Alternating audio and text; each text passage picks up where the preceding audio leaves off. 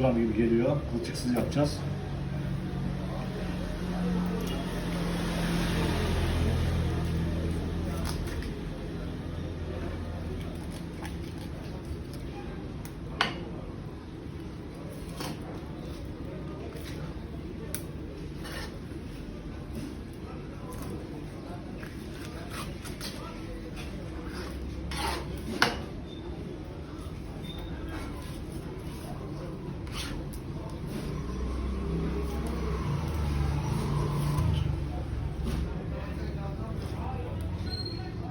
İskorpitler yumurtaya girmeye başlamış. Bunlar iskorpitli yumurtaları.